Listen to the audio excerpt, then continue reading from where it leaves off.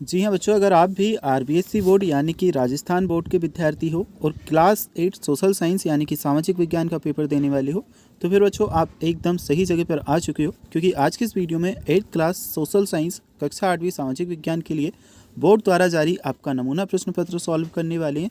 अब क्योंकि बच्चों ये नमूना प्रश्न पत्र, ये पेपर आपका बोर्ड के द्वारा जारी किया गया है, तो इसे आपको अपने एग्ज़ाम के लिए एक बार ज़रूर से तैयार करना है, क्योंकि बच्चों जो आपकी बोर्ड परीक्षा होने वाली है उसका अभी तक आपको आइडिया नहीं है कि किस प्रकार के प्रश्न आपसे पूछे जाएंगे, क्योंकि अभी तक आपने एक भी बोर्ड एग्ज़ाम नहीं दिया है। तो इसी एग्ज़ाम की तैयारी के लिए आपका नमूना प्रश्न पत्र बोर्ड के द्वारा जारी किया गया है, जिससे आपको आइडिया हो जाए कि आखिर किस प्रकार के प्रश्न आपसे एग्ज़ाम में पूछे जाएंगे। तो अगर आप भी 8th क्लास सोशल साइंस का पेपर देने वाले हो, क्लास 8 के स्टूडेंट हो और बोर्ड परीक्षा में सामाजिक विज्ञान का पेपर देने वाले हो, तो बच्चों अपने एग्ज़ाम से पहले एक बार इस क्वेश्चन पेपर को ज़रूर से समझिएगा, क्योंकि अगर आप इसे समझ लोगे तो फिर बोर्ड एग्ज़ाम में आपको किसी भी प्रकार की कोई दिक्कत नहीं होगी। तो बच्चों फर्स्ट ऑफ ऑल अगर हम बात करें तो टोटल 80 मार्क्स का आपका पेपर होगा और 2.5 घंटे का आपको टाइम दिया जाएगा। देखिए बच्चों, इससे पहले जो आपकी अर्धवार्षिक परीक्षा हुई उसका पेपर पैटर्न अलग हो सकता है, लेकिन अब जो आपका पेपर पैटर्न रहेगा हूबहू इस क्वेश्चन पेपर के जैसा रहने वाला है। ठीक है, तो 2.5 घंटे का आपको टाइमिंग दिया जाएगा और 80 नंबर का पेपर 2.5 घंटे में आपको सॉल्व करना रहेगा। सबसे पहले बच्चों जो आपको प्रश्न पूछे जाएंगे वस्तुनिष्ठ टाइप के रहेंगे, यानी कि ऑब्जेक्टिव टाइप के क्वेश्चन। अगर आप इंग्लिश मीडियम से हो चाहे आप हिंदी मीडियम से हो, ये क्वेश्चन पेपर दोनों वर्जन में उपलब्ध है, तो आप इस क्वेश्चन पेपर को अपने एग्जाम के लिए अच्छे से प्रिपेयर कर सकते हो और इसे समझ सकते हो।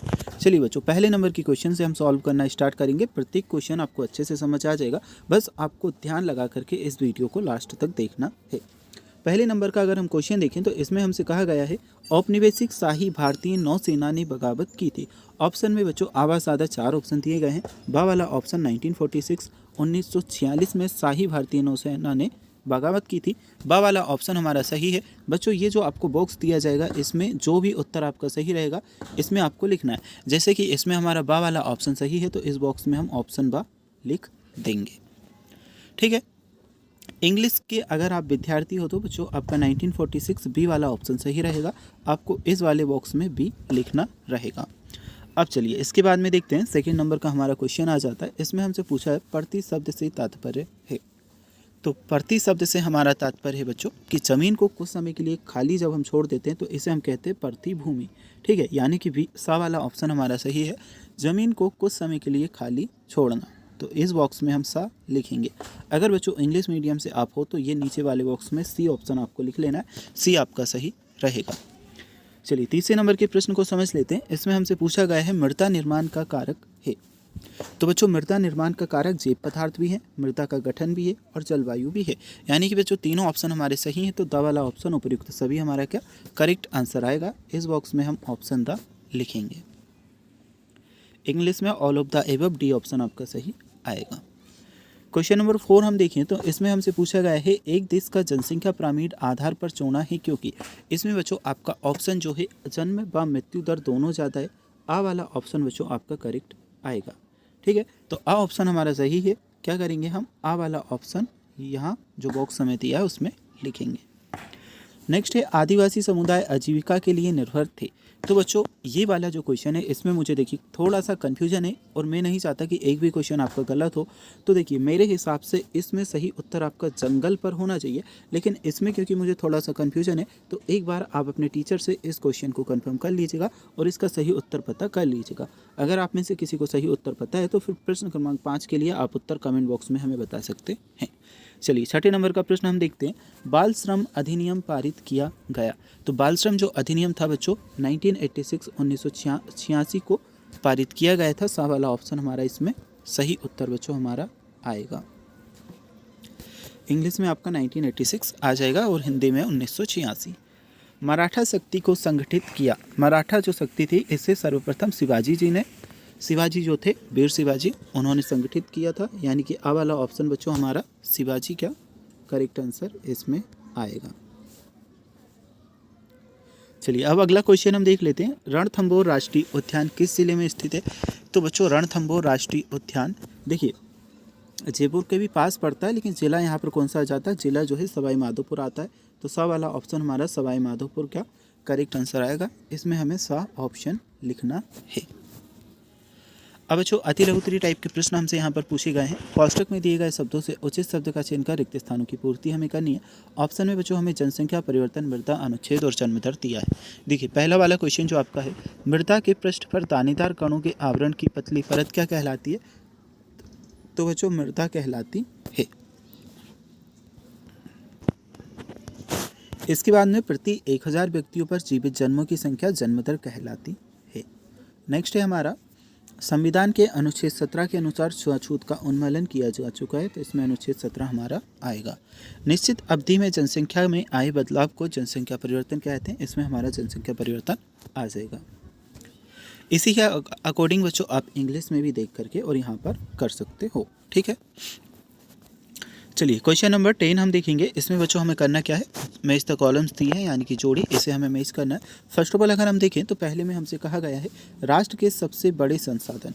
तो बच्चों मानव जो है यानी कि हम जो लोग हैं वे राष्ट्र के सबसे बड़ा संसाधन हैं, ठीक है। तो इससे मैच कर देंगे। वन अधिकार मान्यता, इसे हम क्या बच्चों 2006 से मैच करेंगे। फिर हमसे पूछा गया है महत्वपूर्ण नवीकरणीय संसाधन, तो यहाँ पर हमारा जल आ जाएगा और जनजाति तो भील हमारा आएगा। इस प्रकार से आप मैच कर लोगे।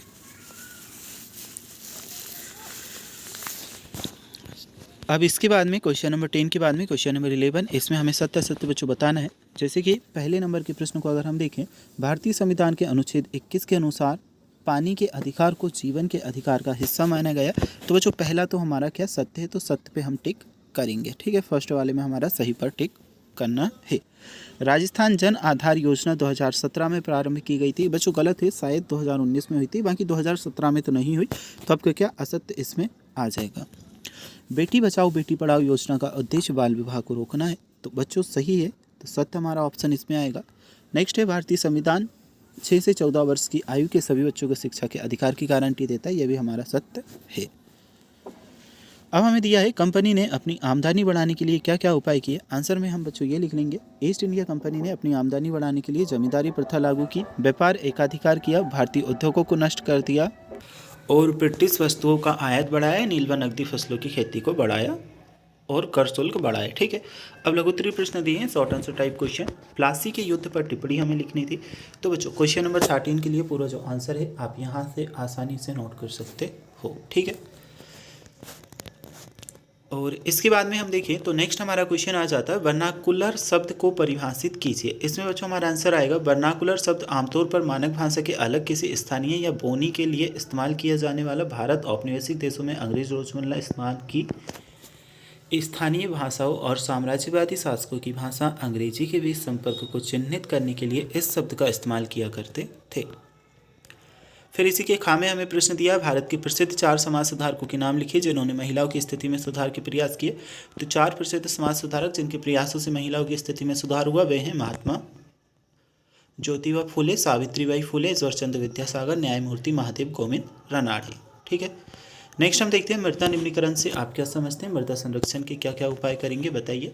तो मृदा निम्नीकरण का मतलब है मिट्टी की उपजाऊ शक्ति कम होना। मृदा संरक्षण के उपाय किए जा सकते हैं क्या क्या, पेड़ लगाना, वनों की रक्षा करना, अतिचारण पर रोक लगाना, बाढ़ नियंत्रण और भूमि का उद्धार। अब जो 16 नंबर का क्वेश्चन दिया है नवीकरणीय संसाधनों से आप क्या समझते हैं, उदाहरण से समझाइए। उत्तर में हमारा आ जाएगा नवीकरणीय संसाधन वे संसाधन होते हैं जिन्हें प्राकृतिक रूप से फिर से भरा जा सकता है, इन्हें उपभोग के बाद भी खत्म नहीं किया जा सकता। नवीकरणीय संसाधनों के कुछ उदाहरण ये है सूर्य की रोशनी, हवा, ज्वार की लहरें, पानी। राजस्थान के मानचित्र में निम्न में से कोई 4 गुणों को दर्शाइए। तो इन्हें हमें जगहों को दर्शाना है, ठीक है, स्थानों को। उद्योग का अर्थ बताते हुए विनिर्माण को समझाना है। तो उद्योग का अर्थ है वस्तु और सेवाओं का उत्पादन। विनिर्माण उद्योग का हिस्सा है जिसमें कच्चे माल को तैयार माल में बदला जाता है, जैसे कपास, कपड़ा, लोहे और औजार बनाना। सुनहरा रेशा के रूप में किसे जाना जाता है तथा इस फसल को उगाने की आवश्यक मौसमी परिस्थितियों को समझाइए। तो ये हमारा आंसर आ जाएगा। बच्चों अगर अभी तक आपने वीडियो को लाइक नहीं किया तो कर लीजिएगा, चैनल को सब्सक्राइब भी आपको कर लेना है। समानता के अधिकार की व्याख्या करनी है। तो क्वेश्चन नंबर 20 के आंसर में हमारा होगा समानता का अधिकार भारतीय संविधान का एक मौलिक अधिकार है। यह अधिकार सभी नागरिकों को कानून के समक्ष समानता का हक देता है। इसके तहत किसी भी व्यक्ति के साथ धर्म, जाति, लिंग, वंश, जन्म स्थान या किसी और आधार पर भेदभाव नहीं किया जा सकता है। भारतीय संविधान में धर्मनिरपेक्षता किस प्रकार समझाया गया है? तो बच्चों ये क्वेश्चन नंबर 21 के लिए आपका उत्तर रहेगा। राजस्थान के हथकरघा उद्योग पर टिप्पणी लिखनी है। तो बच्चों ये हमारे क्वेश्चन नंबर 22 का उत्तर है। हथकरघा उद्योग राज्य की समृद्ध सांस्कृतिक विरासत का महत्वपूर्ण हिस्सा है। इस उद्योग में न केवल राज्य की अर्थव्यवस्था में योगदान देता है बल्कि स्थानीय कारीगरों को रोजगार भी प्रदान करता है। फिशिंग से आप क्या समझते हैं, ये हमें बताना है। तो बच्चों ये हमारा उत्तर रहेगा यहाँ से लगा करके तो यहाँ तक। चलिए इसके बाद में लॉन्ग टाइप के निबंधात्मक प्रश्न आ जाते हैं। ये हमें प्रश्न दिए, बंगाल विभाजन से भारतीय राष्ट्रीय आंदोलन को गति कैसे प्राप्त हुई? 1857 की क्रांति के पश्चात भारतीय शासन प्रणाली में क्या क्या बदलाव किए गए? रोलेट सत्याग्रह पर टिप्पणी। ठीक है, तो ये हमने बच्चों उत्तर लिख रखा है बंगाल विभाजन वाला, यहाँ से आप देख सकते हो। इसके जस्ट नीचे 1857 की क्रांति को हमने डिस्क्राइब किया है। फिर हम देखेंगे तो बच्चों भारत में अदालतों की संरचना को समझाना है, संसद में कानून बनाने की प्रक्रिया को समझाना है। तो देखिए ये हमने लिखा भारत में अदालतों की संरचना समझाइए और संसद में कानून बनाने की प्रक्रिया यहाँ पर आपको देखने को मिलेगी। इसके बाद में क्वेश्चन नंबर 25 हमें दिया, ये हमें प्रश्न दिए गए हैं। इसके जस्ट नीचे 1857 की क्रांति से रिलेटेड प्रश्न है और टिप्पणी लिखनी ग्राम पंचायत राज की मूर्तिकला पर। तो 1857 की क्रांति के असफल होने के कारण ये हमने लिख दी हैं। तो जो ये हो चुका आपका क्वेश्चन पेपर कंप्लीट। ये मॉडल पेपर है आपके एग्ज़ाम के प्रिपरेशन के लिए। तो इसी पैटर्न पर आपका मेन क्वेश्चन पेपर तैयार किया जाएगा, लेकिन क्वेश्चंस अलग होंगे। तो इससे आप अपने एग्ज़ाम की तैयारी कर सकते हो और पेपर पैटर्न को समझ सकते हो।